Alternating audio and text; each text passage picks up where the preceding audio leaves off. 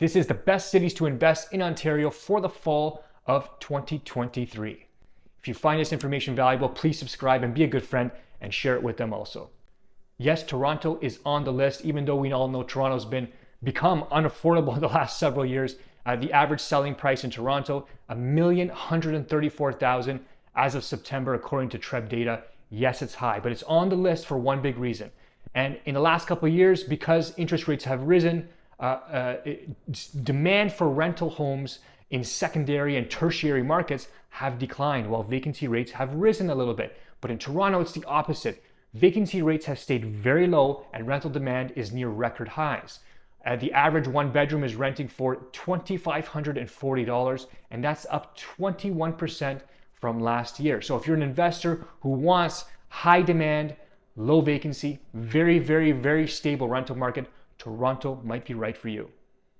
Yes, Hamilton's on the list with an average price of $831,540. It is much more affordable than Toronto. The average one bedroom apartment renting for $1,783. That's an 8% increase year over year from last year. Yes, that's less than Toronto, but still a good increase given current market conditions. What's interesting about Hamilton is about 35% of households are occupied by renters. That means it's a large rental market and there is good demand for rental properties. Hamilton is a fantastic student rental market too, with McMaster and Mohawk colleges. I should know, we do have some student rental properties there. They do very well and produce good cash flow.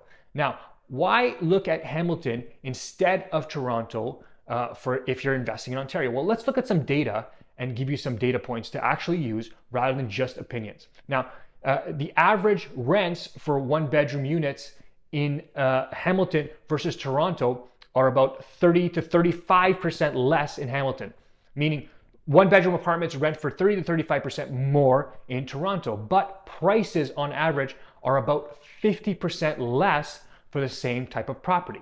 Now, as an investor, that means to me that the rent to price ratio is higher in Hamilton, meaning I get more income per every dollar that I spend in Hamilton versus Toronto, making it easier to cash flow. Another interesting point is that take-home salaries, according to this data, in Toronto, net take-home salary about $4,700. In Hamilton, $3,700. That's a 21%. Toronto's 21% higher in net take-home income, but that's only 20%.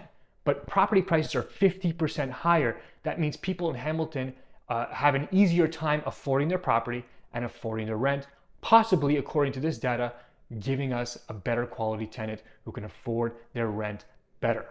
So those are some data points. Check out Hamilton. I promise you, you won't be disappointed. Bonus, if you're taking a look at Hamilton, don't forget to take a peek at Brantford also. It's 15 to 20 minutes down the road on the 403 from Hamilton. And a lot of the same metrics that make Hamilton great are also existing in Brantford. Now, while you might expect a little bit less in appreciation, you can get a little bit more cash flow to make that up, with housing prices on average at $680,150 as of September. It's more affordable than even Hamilton, and it's worth a look.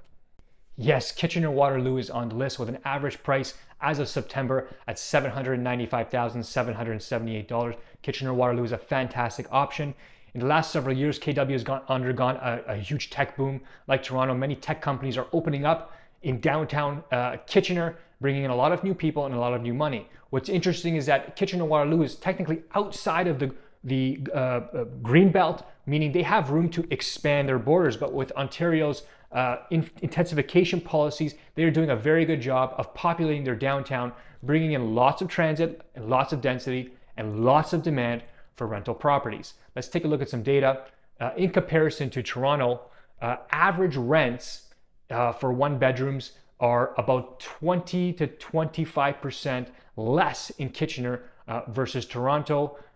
Prices about 30 to 40% less. But what I think is very, very interesting, the most interesting part is that net take-home salaries, according to this data, are only 5% less in Kitchener versus Toronto, while the pricing is 25 to 30% less. That means people have a much easier time of affording their properties and affording their rents, bringing you a better quality renter and a more stable cash flow positive property over the long term. And as an investor, you can't argue with that.